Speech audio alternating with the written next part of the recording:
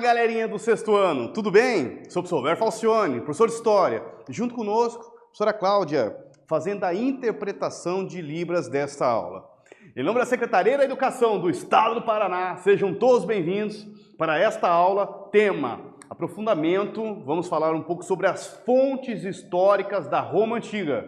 Bora lá? Embarque nessa aventura, vamos juntos, eu vou apresentar para vocês o objetivo desta aula.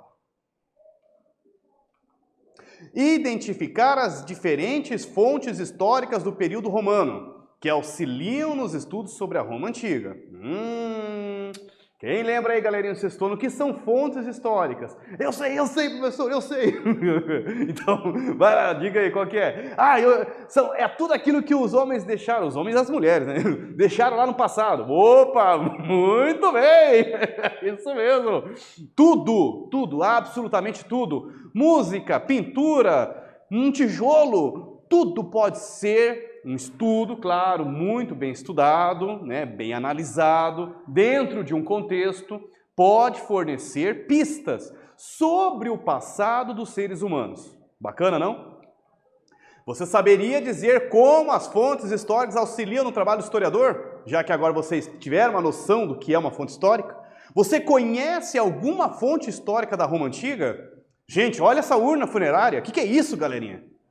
Ela é de origem etrusca e ela comprova que Roma foi fundada por outros povos e não apenas os latinos, como os sabinos, gregos e também os etruscos. É uma urna funerária onde eles colocavam, né, os seus entes queridos. Esse aqui é do século 8 a.C. As fontes históricas são vestígios do passado. O historiador analisa as fontes históricas, reconstrói a escrita sobre o passado, ou seja, a história. As fontes históricas sobre a Roma Antiga são inúmeras. Vão desde estátuas e até as mais populares, ruínas de construções, o Coliseu, teatros, aquedutos, pinturas e estradas. Você considera que estudar a história da Roma Antiga contribui para entendermos nossa sociedade? De que forma estudar o tema da Roma Antiga enriquece o nosso olhar sobre a atualidade? Você conseguiria, galerinha do sexto ano, trazer uma relação e construir uma ponte histórica também da nossa sociedade brasileira atual com a Roma Antiga? A nossa língua, o português é neo-romano, o cristianismo surgiu dentro do Império Romano, é considerada a religião principal, predominante no Brasil, eu ia falar no Império Romano, né? No Brasil atualmente. O Código de Leis é de origem romana, influenciou fortemente o sistema de leis do Brasil, jurídico, né? O aspecto jurídico. Muitas palavras da nossa língua até hoje são de origem romana, como vocês vão ver no próximo slide.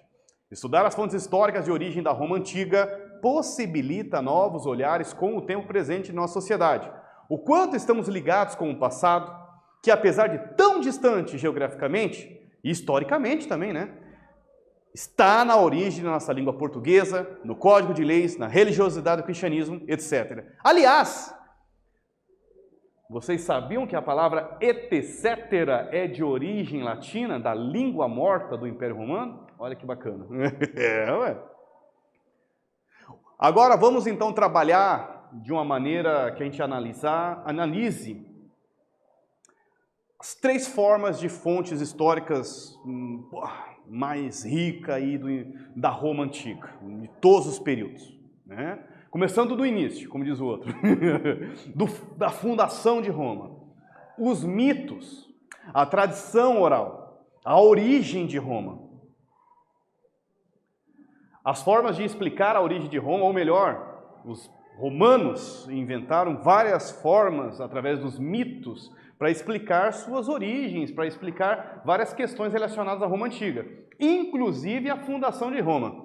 Vocês já ouviram falar no mito da origem da Roma, envolvendo os deuses Vênus, Marte, os semideuses Rômulo e Remo, e os mortais, né, os seres humanos, nós, réis mortais, Enéas, réia Sílvia, Númitor, o rei de Alba Longa, o Amúlio, seu irmão, né, ganancioso, que deu golpe nele, são exemplos de fontes orais. Sabe-se hoje que é de origem latina. Inclusive, e é muito interessante analisarmos a narrativa mitológica, porque era uma tentativa do povo latino de tentar excluir os outros povos, etruscos, sabinos, gregos, da fundação de Roma e valorizar os latinos na origem de Roma. Era uma estratégia. O próprio mito já foi criado com uma intencionalidade de valorizar os latinos e excluir os outros povos. É impressionante. Como que isso está relacionado com a ideia de valorizar um povo?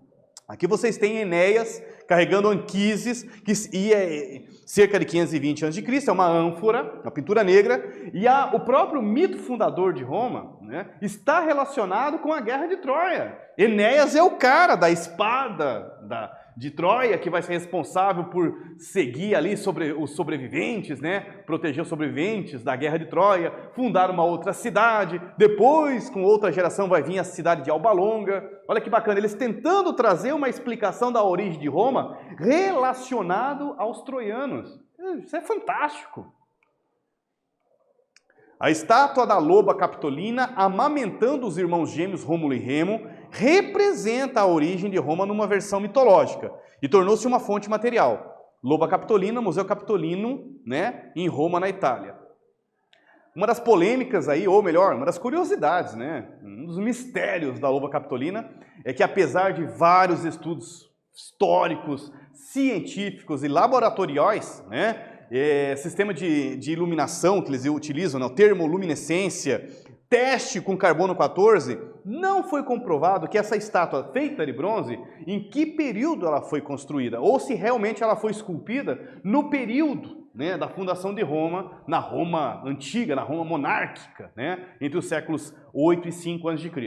Não se tem ainda confirmação. Tem várias questões, vamos dizer assim, envolvendo ela, mas queira ou não queira, a estátua acabou se tornando uma ideia de uma representação, um ícone. Onde você abre, falou no mito, você lembra da loba. O que se sabe com certeza, inclusive, é que os irmãos gêmeos foram depois colocados na estátua no século XVI, no período, inclusive, do Renascimento, como representação dessa busca de valorizar a cultura greco-romana. Aí tudo bem, mas a estátua da loba capitolina, que teria salvo os irmãos gêmeos, né, ali do rio Tibre, quando o rei Amúlio tentou destruí-los e tal, né, e meio que milagrosamente o cesto que estava no rio engatou num galho, enfim. O mito fundador de Roma, e essa representação da estátua, até hoje ainda é muito discutível quanto ao seu tempo. Mas é inegável como que quando nós falamos do mito, né, lembramos dessa estátua. E é isso que o Sr. Roberto quer trabalhar com vocês hoje. Como que nós se apegamos a imagens para tentar relacionar com alguma história. Mas, na verdade, essa estátua provavelmente não seja do período do mito. E é isso que é bacana nós entendermos. Ela foi construída posteriormente, mas ela se torna na nossa memória uma ideia de representação do mito única. Isso que é bacana. Quando falamos do mito, lembramos da loba, resumidamente falando.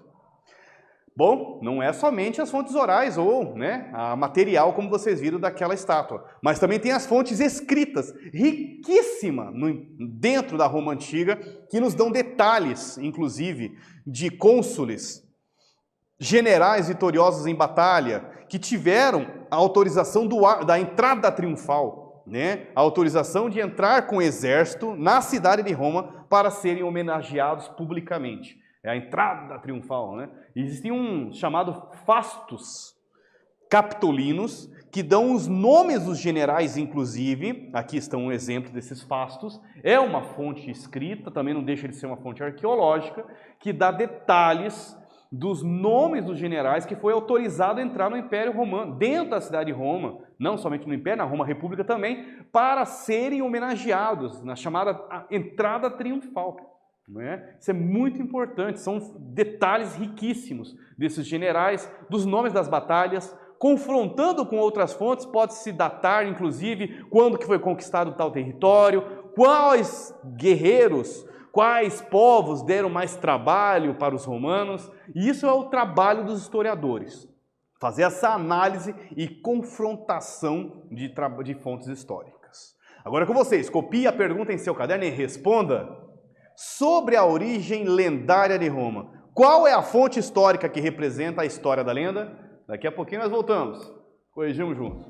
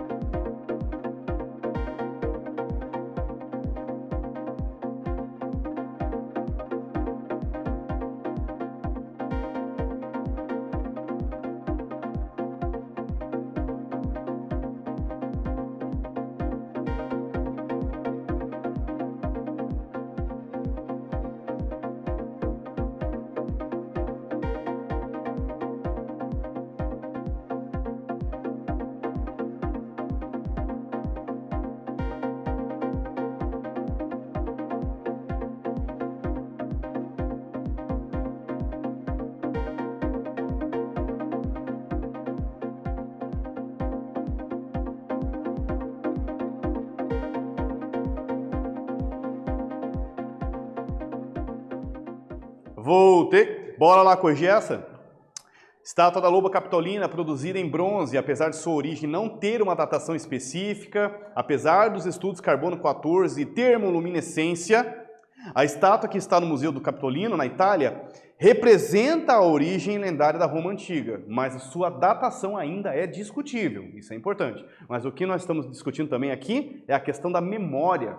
Quando nós falamos na lenda, lembramos da estátua. Isso é bacana. Bom, vamos agora para as fontes arqueológicas, riquíssimas. Eu imagino um turismo na Itália, você dá de frente com o Fórum Romano, com o Fórum de Augusto, vários fóruns. Tá, professor, o que é fórum? Mais ou menos para vocês se situarem aí historicamente, o fórum era uma espécie de uma praça, onde ficavam vários edifícios, locais de cerimônias, de discussão pública, de apresentações políticas, religiosas, locais de templos, inclusive, para se homenagear algum deus, oferendas, e também de discussões políticas. Era um espaço plural, aliás, também comercial. Tinha também local de discussões de comércio, de negociações nesse local. Então, assim, ele é comercial, ele é econômico, ele é político, ele é cultural, ele é religioso. O fórum era o espaço mais vivido ali do dia entre os romanos. O Fórum de Augusto, inaugurado no ano 2 a.C., sob o governo do próprio imperador, Otávio Augusto, né? Por isso que o nome é Augusto, do Fórum. Exemplo de fonte histórica arqueológica, tinha como destaque, aqui no centro, gente, aqui galerinha do sexto ano, o templo do deus Marte. E eu acho isso fundamental.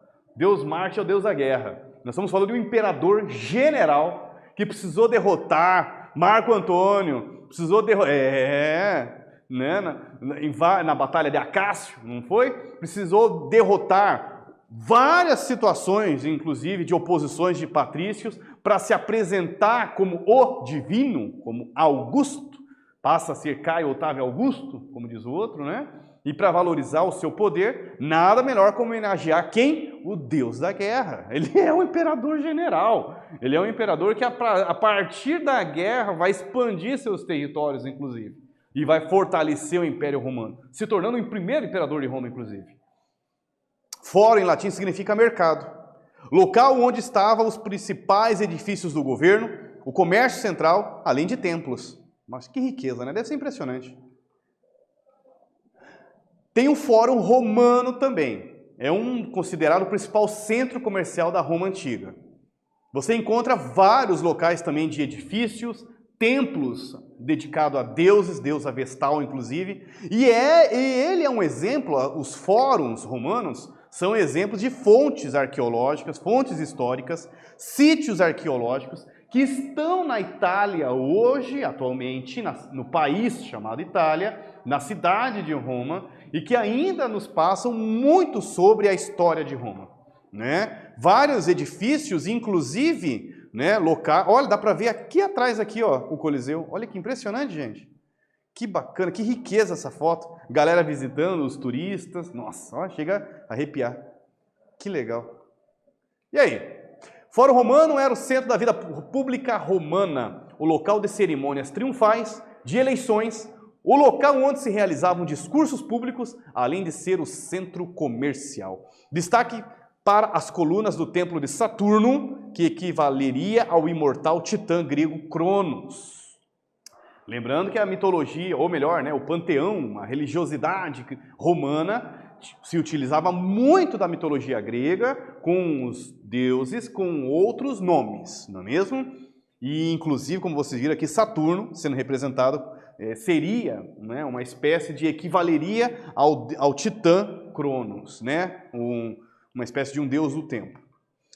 Copie a pergunta em seu caderno e responda por que o Fórum Romano pode ser considerado uma fonte histórica. Daqui a pouquinho nós voltamos.